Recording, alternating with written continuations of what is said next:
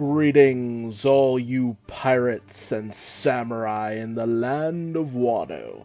I'm Duuz-Diz-Din, and it's finally time for me to talk about One Piece, Chapter 949, titled Mummy. I want my mummy! And I love the color spread for this. It's always fun to just see the Straw Hats, chilling about. That's the one thing you can always really take away from One Piece color spreads and stuff like that. You really get a sense of the characters' personalities. That's the one thing that really just shines through, the personalities of these characters. But aside from that, let's talk about the actual chapter proper, where we pick up in Wano with Luffy and the gang causing a massive ruckus. And you also have Daifugo just shooting all over the place with the plague bullets, trying to hit someone close enough to our, rebel faction in order to kind of cause the plague to spread to them as well. So, Daifugo is really too much of an asshole. He's just gunning down anyone and everyone. That's the funny thing about these plague bullets. It's just the fact that it's just like, oh, you're a shit shot? No problem. As long as you hit some form of flesh, it'll eventually hit somebody. I also love the double team attack that Luffy and Chopper pull out, the heavy stamp ability, because honestly, team attacks, we don't see enough team attacks. That's always a fun time. If there's one thing that One Piece really gets down, it's just taking down loads and loads of fodder. That's why, in terms of, those, taking out large groups of characters and stuff like that always kind of made sense, because that's kind of what they always do, just taking large groups of mooks. But we also get to see Old Man Hyogoro go in with a few attacks, the weird attacking ability of Kikunojo, where it's really kind of hard to tell how he's doing things, because, it's just swift strikes.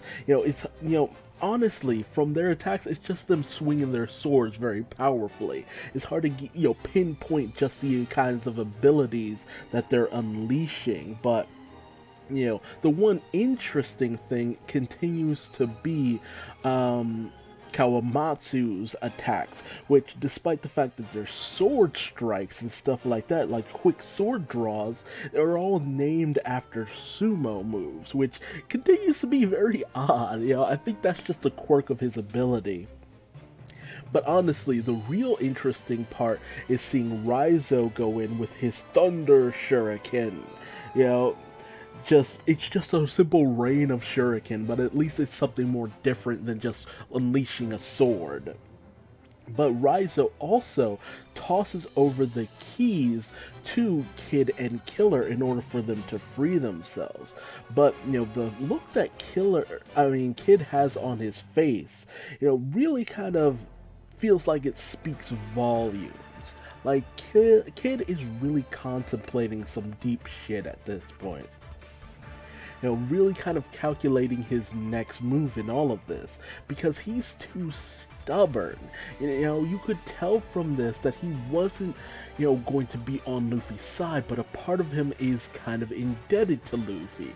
So there's this conflict raging in Kid that's at some point going to come to a head, I feel. And that somewhere down the line, he will have to swallow his pride and team up with Luffy, although he might be very tsundere about it. But Luffy starts to notice that, Daifugo is just mainly going after the prisoners, since he can't hit Luffy because Luffy's observation is too strong. They also notice that the people hit with these bullets, the wounds start to bruise and burn and spread across their entire bodies, and Daifugo very gleefully is just like, oh yeah, the name of this infection, that spreads from the point of impact and spreads across the body, blood spouts from your mouth, you turn into this dried up husk of a being, it leaves you in unimaginable pain and leaves you a withered, worn out husk. You know, this was a creation of Queen. It's a rare disease called mummy, which is really fucked up. It just maximizes people's suffering. You know, this is the kind of stuff that on the battlefield in wars ends up kind of being banned altogether because of just how inhumane it is. You know, these things that would just prolong the suffering of enemies. It's just like, dude, no.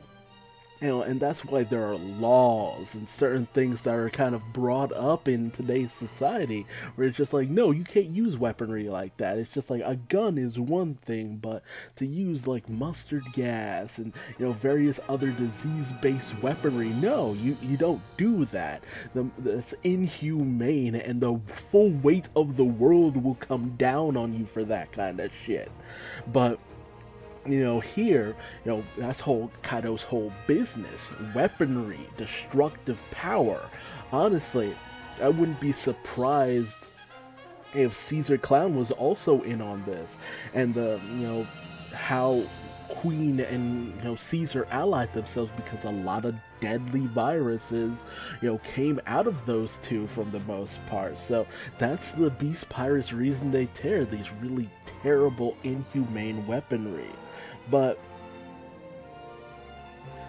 yeah, ultimately, Baba Nuki calls out to all of the people, you know, all of the infected prisoners of Udon. And he's just like, he tells them, you have to go after these, you know, Luffy and his allies unless you want to be considered rebels. So, you know, the whole of Udon, the prisoners of Udon, turn on Luffy and the rest of the gang. And some of them even kind of plead with him, just leave, just get out of here. If you hadn't shown up, we wouldn't have to suffer like this. You know, even if you are the 9 Red Chiefs, that doesn't really matter at this point. That was 20 years ago. What do you think you accomplished by being here right now? You know, we tried to fight against Kaido, but you know, that was impossible. A giant dragon that soars through the heavens? Are you kidding me? Do you think any of you stand a chance against the 100 Beast Pirates? And do you see the kind of destruction that the weaponry that they hold actually causes? You know, some of you, you know, honestly, had you not shown up, it would have just been another day for us. We could have just suffered and lived out our existence, you know, just gotten through things until we died, you know, but now we have to suffer because of you. And Luffy takes personal gripes with this. The fact that, you know, they've said, oh, you're just an outsider, this doesn't affect you and all that. Luffy always takes that very personally because it affects people close to him. And he grabs one of the prisoners, you know, despite Kikunojo's protest. And, you know, as the infection starts to spread to Luffy, he grabs a hold of, like, a large group of these prisoners, telling them, stop. And, you know, everyone's freaking out, like, dude, what are you doing? Are you crazy? But Luffy's just like, this is nothing. There's nothing. This disease is weak. It ain't shit. This shit ain't even gonna work on me. I've known plenty of the strongest samurai of Wano. They have great wills, and I've heard nothing about the spirit of the greatest warriors of your land. But with what I'm seeing before me, that this is just another day, suffering in slavery, to just lie down and just scrape by, to just give up without really ever fighting back when the chance arose? You know, are you fine with just being slaves? And honestly, this is Luffy has officially gotten on some dragon shit. You know, Monkey D. Dragon, you start to see, it's like he is his father's son with the way that he's acting here. And even Tama and Momosuke start to take notice of this. Although, well, Tama thinks that Luffy is pretty cool. Momosuke's just like, okay, he's kind of dying at this point. But, Luffy gives this really impassioned speech. It's just like, I came here to save this place. So what if I'm from a different country?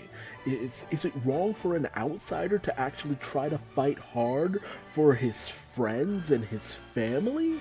Don't you feel pitiful for having an outsider be more impassioned than the very people who live here? I made a promise to a little girl that this little girl Tama, that I would, give her good full meals, that I would make this place a place where she could grow up happily. That was my decision. That's what the promise I made to her, and I'll be damned if I made out to be a liar. She will eat her fill, and I will damn well make sure of it. And Tama is just really taken by this, that he took her so seriously. Because honestly, sometimes you really gotta show children that you do take what you say to them seriously, because that instills great values in them. Show them your worth, that they are worth you going the extra mile for them, and they will become probably some of the best people in the world. But Luffy continues, it's just like, if you guys are content to live in this living hell, yes, I understand the stories.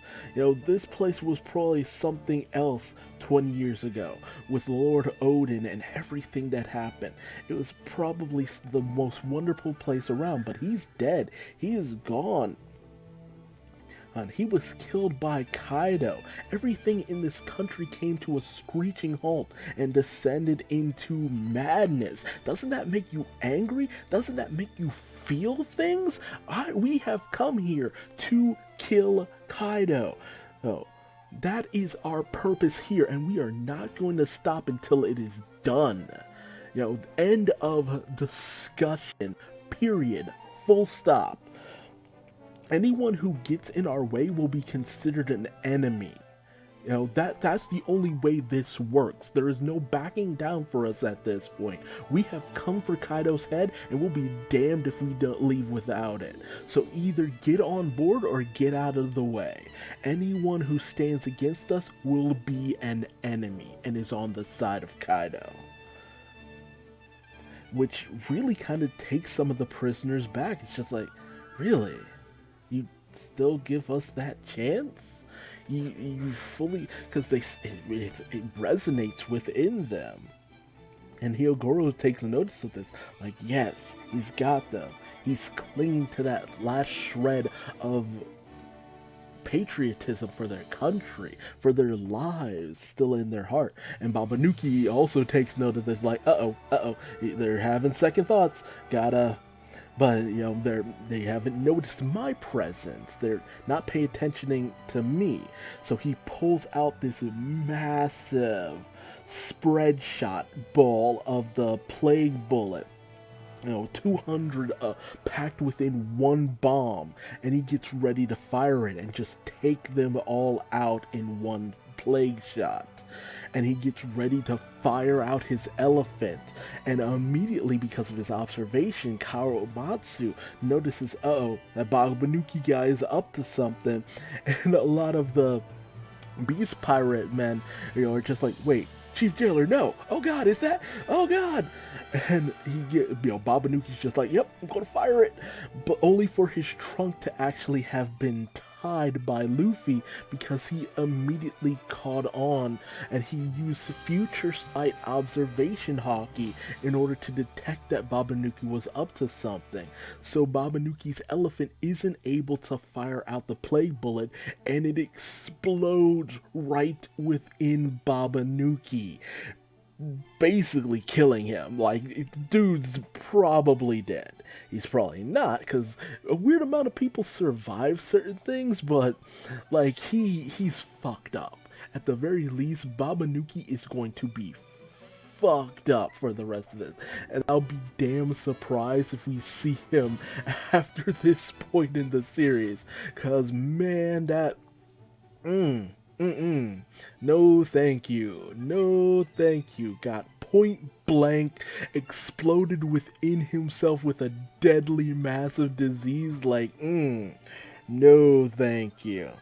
And even Kawamatsu kind of taken back like, okay, cool. That's pretty damn awesome. This guy's actually, this guy's actually pretty dependable. And Luffy, who can barely move at this point, like Luffy's like on death's door, points over to Daifugo, who the little shit stain who's been, firing on people from a distance.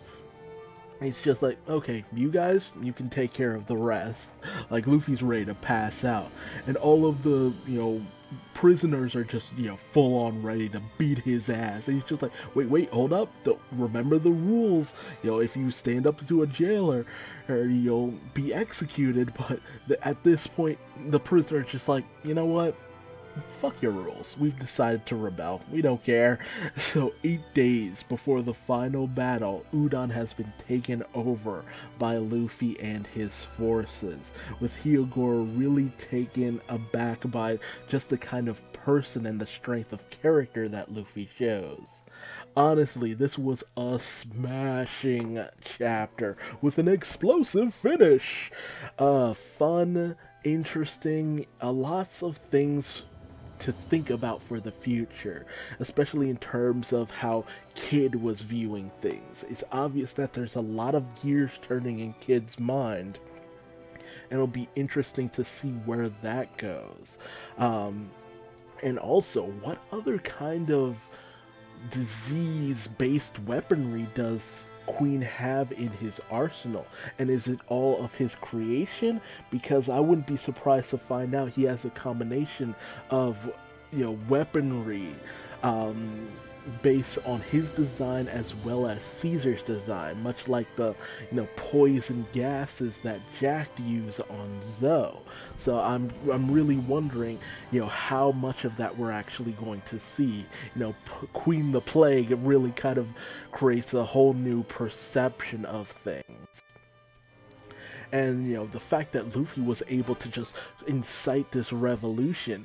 Luffy's come a long way from the days of Alabasta, where he was just an aside to the revolution, but now he's full on helping to incite one. Honestly, Luffy has come a long way, and he's really learned and grown as the series has gone on. But honestly, if this is the kind of man that, Luffy is, it really does make me wonder, what was it that made Dragon stand up for the first time? That really made so many people follow him? Was it that same luck, the same tenacity, the same, relentless attitude that Luffy had? Honestly, this moment really makes me wonder about Dragon a little more and want to see a little bit more of it, Luffy's old man, because it's just like, okay, where does Dragon factor into Luffy's personality? And hell, not just that, where does Luffy's mom factor in on this? Because I hope she's alive. I really hope she's not some non-entity that's already dead, or worst off, she's the reasoning behind why Dragon decided to incite revolution. It's just like, okay, so they fridged his mom. That's unfortunate, but 8 days before the final confrontation, is Luffy going to be okay at this point? His future sight is still, improving and getting better, but that seems to be about it. He hasn't mastered the Ryo technique, the ability to project his armament hockey in the way that he wants to. So I still don't see him really kind of taking it to Kaido, but honestly, with everything that we've seen, it feels like it has to be a team up. There has to be a team up to take on Kaido, and I don't even know if that much will be enough to take down Kaido.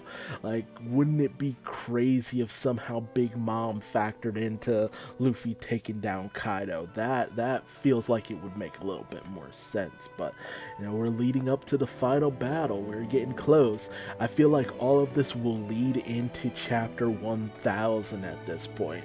You know, those 8 days will lead into chapter 1000.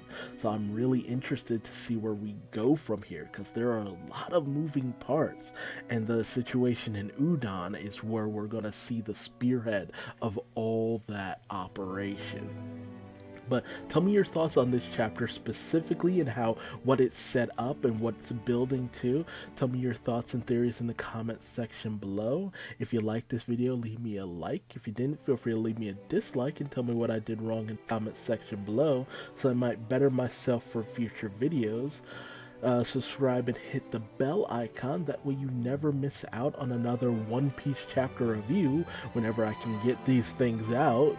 I'm so behind, but chugging along. I make this just to talk, if nothing else. And if you want to find me on social media, just Google Duuz-Diz-Din. I'm everywhere, for better or for worse. Maybe I should upload more content, honestly, to all that social media to actually justify me plugging social media, but whatever. And until next time, just remember that come hell or high water, disease, drought, and conflagration, however that's pronounced, as long as you have tenacity and the will to live, to make your world a better place, I think that's worth fighting for, no matter what kind of calamity might befall you. I'm Duuz-Diz-Din, and I think it's time for bed.